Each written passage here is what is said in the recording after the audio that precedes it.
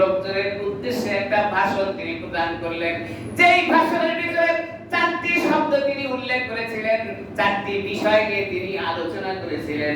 তার ভিতরে নবী আকরাম সাল্লাল্লাহু আলাইহি ওয়াসাল্লাম দ্বারা বলেন, ইয়া আইয়ুহান নাস, ও লোক সকল, তোমাদের সামনে আমি সংক্ষিপ্ত একটা ভাষণ প্রদান করব, মনোযোগ সহকারে তোমাদেরকে শুনতে হবে। ইয়া আইয়ুহান নাস, হে লোক সকল, মনোযোগ সহকারে আমার বক্তৃতা তোমাদের শুনতে হবে। আমি কি তোমাদেরকে জানাই? লোকজন সব কান খাড়া করে আকায়ে নামদার তাজেদার মদিনার কথাগুলো শোনার জন্য দাঁড়িয়ে গেলেন।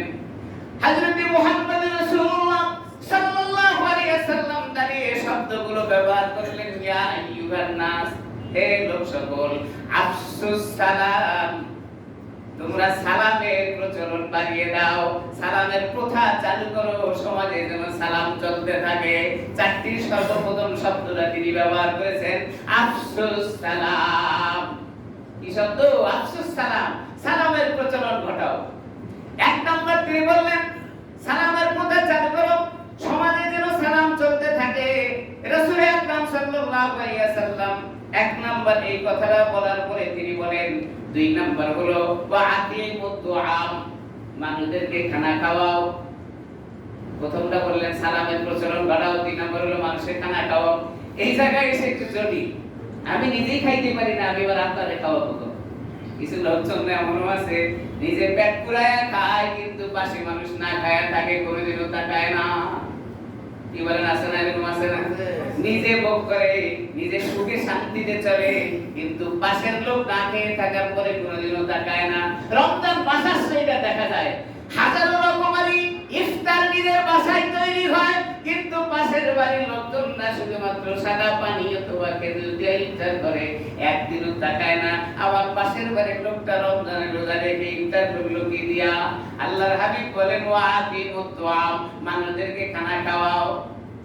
কি বক্তৃতা? সর্বপ্রথম হলো সালামের প্রচলন ঘটাও, দুই নাম্বার হলো মানুষদেরকে খানা খাওয়াও। তিন নাম্বার আকায়ে নামদার বলেন, ওয়াসিলিল আরহাম, আত্মীয় সম্পর্ক বজায় রাখো। রক্ত সম্পর্ক যাদের সাথে আছে এদের সম্পর্ক নষ্ট করো না। আল্লাহর হাবিব এই হাদিসের ব্যাখ্যা তখন বলেছিলেন, সাহাবায়ে কেরামদেরকে জানায় দিয়েছিলেন, যারা আত্মীয় সম্পর্ক নষ্ট করে তারা জান্নাতে প্রবেশ করবে না। আত্মীয় সম্পর্ক নষ্ট হয়ে গেলে জান্নাতে যাওয়ার আশা করা যায় না। এখন তো আত্মীয় সম্পর্কটা অনেক কঠিন। আমি ঢাকায় থাকি, আমার আত্মীয় স্বজনরা গ্রামে থাকে, বছরে একদিনও খবর নেওয়া সম্ভব হয় না। আল্লাহর হাবিব বলেন, রক্তের সম্পর্কে মানুষদেরকে সম্পর্ক বজায় রাখো। আমি ঢাকায় থাকি, আমার আত্মীয় স্বজনরা গ্রামে থাকে, কখন যেন ফোন করলে টাকা চায়, এই ভয়ে আত্মীয় স্বজনদের কোনোদিন খোঁজ খবর নেয় না, খোঁজ খবর নেয়।